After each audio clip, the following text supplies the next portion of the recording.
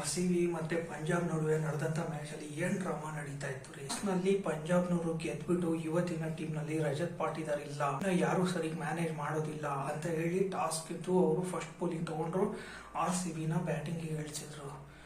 ಅವ್ರಿಗೇನ್ ಗೊತ್ತು, RCB team ನಲ್ಲಿ ರಾಜನೇ ಬೇಡ ರೀ, ಆಲ್ರೆಡಿ ಸೈನಿಕರೇ ಹೊಡೆದಾಡ್ಬಿಟ್ಟು ರಾಜನ್ಗೆ ಪವರ್ ಕೊಟ್ಬಿಟ್ಟು ಕೂರ್ಸಿದ್ದಾರೆ. ಅಂತದ್ರಲ್ಲಿ ನಿನ್ನೆ ಟೀಮ್ ನಲ್ಲಿರುವಂತ ಕ್ಯಾಪ್ಟನ್ಗೆ ರಜಾ ಕೊಟ್ಬಿಟ್ಟು, ನೋಡುವರು ನೀನು ಆರಾಮಾಗಿರು, ಫ್ಯಾಮಿಲಿ ಜೊತೆಗೆ ಆರಾಮಾಗಿ ಟ್ರಿಪ್ನ ಎಂಜಾಯ್ ಮಾಡು, ಮ್ಯಾಚ್ ತಾನೆ, ಒಂದ್ ಮ್ಯಾಚ್ ತಾನೆ, ನಾವು ಗೆಲ್ಲಿಸ್ತೀವಿ ಅಂತ ಹೇಳಿ ವಿರಾಟ್ ಕೊಹ್ಲಿ ಮತ್ತೆ ಅವರ ಪಡೆ ಬಂದ್ಬಿಟ್ಟು ಯುದ್ಧಕ್ಕೆ ಇಳಿದಾಗೆ ಇಳಿದ್ರು ಬ್ಯಾಟಿಂಗ್ ಮಾಡೋದಕ್ಕೆ. ಅವ್ರೇನೋ ವಿರಾಟ್ ಕೊಹ್ಲಿ ಉಳಿದಿರುವಂತ ಎಲ್ಲಾ ಪ್ಲೇಯರ್ಸ್ ಗಳ ಮೇಲೆ ಗಮನ ಕೊಟ್ಟಿದ್ದಾರೆ. ಸೈಲೆಂಟ್ ಆಗಿ ವೆಂಕಟೇಶ್ ಅಯ್ಯರ್ ಬಂದು 73 ರನ್ ಹೊಡೆದ್ಬಿಟ್ಟು ಅವರ ಎಲ್ಲಾ ಪ್ಲಾನ್ಗೆ ನೀರು ಬಿಟ್ಬಿಟ್ಟು ಅವರಿಗೆ ಚಳ್ಳೆಯನ್ನು ತಿನ್ನಿಸ್ಬಿಟ್ಟು ಮ್ಯಾಚ್ ನ ಗೆದ್ಬಿಟ್ಟು ನಾವು 2 ಪಾಯಿಂಟ್ಸ್ ನ ತಗೊಂಡ್ಬಿಟ್ಟು ಬಂದ್ವಿ. ನೆನ್ನೆ RCB ಬ್ಯಾಟಿಂಗ್ ಏನೋ ಶುರು ಆಯ್ತು. ಅದರಲ್ಲಿ ವಿರಾಟ್ ಕೊಹ್ಲಿದು ಕ್ಲಾಸ್ ಆಗಿ 58 ರನ್ ಬಂತು. ಇನ್ನೊಂದ್ ಕಡೆ ದೇವದತ್ ಪಡಿಕ್ಕಲ್ದು 45 ರನ್ ಬಂತು. ಪಂಜಾಬ್ ಬೌಲರ್ಸ್ ಗಳು RCB ಬ್ಯಾಟ್ಸ್ಮನ್ ಗಳಿಗೆ ಕಟ್ಟಾಕುವಂತ ಆ ಒಂದು ಪ್ಲಾನ್ ಕಂಪ್ಲೀಟ್ ಆಗಿ ಫೇಲ್ ಆಗಿದೆ. ಇನ್ನೊಂದ್ ಕಡೆ ವಿರಾಟ್ ಕೊಹ್ಲಿದು ಡಾಮಿನೇಷನ್ ಮುಂದುವರೆದಿದೆ. ಇದಕ್ಕಿಂತ ಮುಂಚೆ KKR ಎದುರುಗಡೆ ಸೆಂಚುರಿ ಹೊಡೆದಿದ್ರು. RCB ನಲ್ಲಿರುವಂತ ವಿರಾಟ್ ಕೊಹ್ಲಿ ಅವರ ಬ್ಯಾಟಿಂಗ್ ಪಡೆ ಮಾತ್ರ ಅನ್ಸ್ಟಾಪಬಲ್ ಆಗಿ ಈ ಮ್ಯಾಚ್ ನಲ್ಲೂ ಕೂಡ ಮುಂದುವರೆದಿದ್ದಾರೆ. ನಿನ್ನೆ ಪಂಜಾಬ್ ವರ್ಸಸ್ RCB ಮ್ಯಾಚ್ ನಡೀತಾ ಇರಲಿಲ್ಲ ರೀ, ಅಯ್ಯರ್ ವರ್ಸಸ್ ಅಯ್ಯರ್ ಮ್ಯಾಚ್ ನಡೀತಾ ಇತ್ತು. ಅದರಲ್ಲಿ ಶ್ರೇಯಸ್ ಅಯ್ಯರ್ ಕ್ಯಾಪ್ಟನ್ ಆಗಿದ್ರು. ಇನ್ನೊಂದ್ ಕಡೆ ವೆಂಕಟೇಶ್ ಅಯ್ಯರ್ ಅವ್ರಿಗೆ ಬ್ಯಾಟಿಂಗ್ ಆಡೋದಿಕ್ಕೆ ಅವಕಾಶ ಸಿಕ್ಕರೆ ಸಾಕು ಅಂತ ಕಾಯ್ತಾ ಇದ್ರು. ಅಂತದ್ರಲ್ಲಿ ರಜತ್ ಪಾಟಿದಾರ್ ಇಂಜರ್ಡ್ ಆಗಿ ಅವರು ರಜಾ ತಗೊಂಡ್ರು. ರಜಾ ತಗೊಂಡಾಗ ವೆಂಕಟೇಶ್ ಅಯ್ಯರ್ ಬಂದು ಪಂಜಾಬ್ ಟೀಮ್ ನವ್ರಿಗೆ ಸರಿಯಾಗಿ ಕ್ಲಾಸ್ ತಗೊಂಡಿದ್ದಾನೆ. 4 6 8 4 ಹೊಡೆದು 60 ಬಾಲ್ಗೆ 73 ರನ್ ಹೊಡೆದಿದ್ದಾನೆ. ಇನ್ನೊಂದ್ ಕಡೆ 25 ಬಾಲ್ಗೆ 45 ರನ್ ದೇವದತ್ ಪಡಿಕ್ಕಲ್ ಹೊಡೆದಿದ್ದಾನೆ. ಅಂದ್ರೆ ಇವರಿಬ್ರು ಪಾರ್ಟ್ನರ್ಶಿಪ್ RCB ಟೀಮ್ ನಲ್ಲಿರುವಂತ ಬ್ಯಾಟಿಂಗಿಗೆ ಒಂದು ಒಳ್ಳೆ ಬೆಂಕಿ ತರ ಸ್ಕೋರ್ ತಗೊಂಡ್ ಕೊಟ್ರು. ಇವರಿಬ್ರು ಸೇರಿ ರನ್ ಗಳನ್ನು ಹೊಡೆದಿದ್ದಕ್ಕೆ ನಿನ್ನೆ ತುಂಬಾ ಸುಲಭವಾಗಿ 223 ರನ್ ಹೊಡೆದ್ವಿ. ಆಲ್ರೆಡಿ ಪಂಜಾಬ್ ಬೌಲರ್ಸ್ ಗಳಿಗೆ ಚಳಿ ಜ್ವರ ಬಿಡಿಸಿದ್ರು. ಅವರಿಗೆ ಬಿಟ್ಟೋಗಿರುವಂತ ಚಳಿ ಜ್ವರನ ಅದಕ್ಕೆ ಮೆಡಿಸಿನ್ ಕೊಟ್ಬಿಟ್ಟು ಟಿಮ್ ಡೇವಿಡ್ ಮತ್ತೆ ಸರಿ ಮಾಡಿದ್ದಾರೆ. 22 ರನ್ ಹೊಡೆದ್ಬಿಟ್ಟು. ಯಾಕೆ ಅಂದ್ರೆ ಅದೇ ಪಂಜಾಬ್ ಟೀಮ್ ಅವರು ಮತ್ತೆ ಬೌಲಿಂಗ್ ಮಾಡ್ಬೇಕಲ್ವಾ, ಅವರಿಗೆ ಬೌಲಿಂಗ್ ಮಾಡೋದಕ್ಕೆ ಅವಕಾಶ ಕೊಡದೆ ಅವರಿಗೆ ಹಾಸ್ಪಿಟ್ಲಿಗೆ ಸೇರೋ ತರ ಮಾಡಿದ್ರೆ ನಮಗೆ ಸಿಗ್ಬೇಕಾಗಿರುವಂತ 2 ಪಾಯಿಂಟ್ ಗಳನ್ನ ಯಾರು ಕೊಡ್ತಾರೆ? ಕರೆಕ್ಟಾ? ಅವ್ರತ್ರನೇ ಸರಿಯಾಗಿ ತಗೊಳ್ಳುವಂತ ಕೆಲಸನ ನಾವು ನೆನ್ನೆನೆ ಮಾಡಿ ಮುಗಿಸಿದೀವಿ. ಕೊನೆಗೆ RCB ನವರು ಅವರಿಗೆ 199 ರನ್ಗೆ ಆಲ್ ಔಟ್ ಮಾಡಿ 2 ಪಾಯಿಂಟ್ ಗಳನ್ನ ತಗೊಂಡ್ಬಿಟ್ಟು ಬಂದಿದ್ದಾಯ್ತು. ಏನ್ ಮ್ಯಾಚ್ ಗುರು! ಆ ಲೊಕೇಶನ್ ಮಾತ್ರ ತುಂಬಾ ಅದ್ಭುತವಾಗಿದೆ, ಧರ್ಮಶಾಲಾ. ನಿನ್ನೆ ಮ್ಯಾಚ್ ಶುರು ಆಗೋಕ್ಕಿಂತ ಮೊದಲೇ ನಾನು ಪ್ರಿಡಿಕ್ಷನ್ ಮಾಡಿದೆ.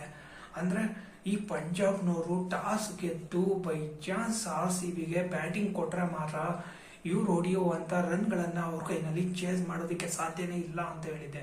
ಕೊನೆಗೆ ನನ್ನ ಆ ಒಂದು ಪ್ರಿಡಿಕ್ಷನ್ ಸತ್ಯ ಆಗಿದೆ. RCB ಬ್ಯಾಟಿಂಗ್ ಆಗಿದ್ಮೇಲೆ ಪಂಜಾಬ್ನವರು ಚೇಸ್ ಮಾಡೋದಕ್ಕೇನೋ ಬಂದ್ರು. ಚೇಸ್ ಮಾಡೋದಕ್ಕೆ ಬಂದಾಗ ಈ ಶಶಾಂಕ್ ಸಿಂಗ್ ಹೊಡೆದಂತಹ 56 ರನ್ಗಳು, ಅದರಲ್ಲೂ ಮಾರ್ಕಸ್ ಸ್ಟೋನಿಸ್ ಜೊತೆಗೆ ನಡೆದಂತಹ ಒಂದು ಪಾರ್ಟ್ನರ್ಶಿಪ್ ನೋಡಿದ್ರೆ ನಾವು ಅನ್ಕೊಂಡಿದ್ವಿ ಎಲ್ಲಿ ಇವ್ರು ಗೆದ್ದು ಬಿಡ್ತಾರೆ ಅಂತ ಹೇಳಿ. ಆದ್ರೆ ನಮ್ಮ RCB ಟೀಮ್ ನಲ್ಲಿರುವಂತಹ ಬೌಲರ್ಸ್ ಗಳು ಬಿಡ್ಬೇಕಲ್ವಾ. ಅದರಲ್ಲೂ ಜೋಸ್ ಹಜಲ್ವುಡ್, ರೊಮೋರಿಯೋ ಶೆಫರ್ಡ್ ವಿಕೆಟ್ ತಗೊಂಡ್ಬಿಟ್ಟಾರಿ. ಆತ ತಗೊಂಡಿರುವಂತದ್ದು ತುಂಬಾ ಇಂಪಾರ್ಟೆಂಟ್ ವಿಕೆಟ್.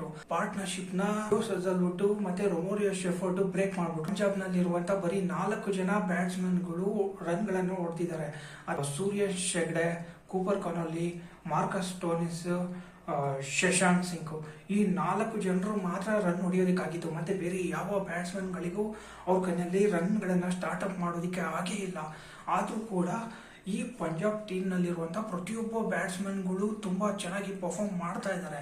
ಆದ್ರೆ ಈ ಕಳೆದ 6 ಮ್ಯಾಚ್ ಗಳಿಂದ ಅವರಿಗೆ RCBಗೆ ಮಾಡಿದಂತಹ ಒಂದು ಟ್ರೋಲ್ ಇಂದ ಬ್ಯಾಡ್ ಲಕ್ ಅನ್ನುವಂತ ಬೇತಾಳ ಕಾಡ್ತಾ ಇದೆ. ಅಂದ್ರೆ ಅವರು ಟ್ವಿಟರ್ ಅಲ್ಲಿ ಒಂದು ಪೋಸ್ಟ್ ಮಾಡಿದ್ರು, RCB 49 ಆಲ್ ಔಟ್ ಅಂತ ಹೇಳಿ. ಯಾಕೆ ಅಂದ್ರೆ ಆನ್ಲೈನ್ ಅಲ್ಲಿ ಇರುವಂತ ಪ್ರತಿಯೊಬ್ರು ಪಂಜಾಬ್ ಟೀಮ್ ನ ಸ್ಟಾರ್ಟಿಂಗ್ ಅಲ್ಲಿ 6 ಮ್ಯಾಚ್ ಗೆದ್ದಿದ್ರಲ್ವಾ, ಆ ಒಂದು ಗೆಲುವಿಗೆ ಅವರಿಗೆ ಸಿಕ್ಕಾಪಟ್ಟೆ ಹೊಗಳೋರು ತೆಗಳೋರು.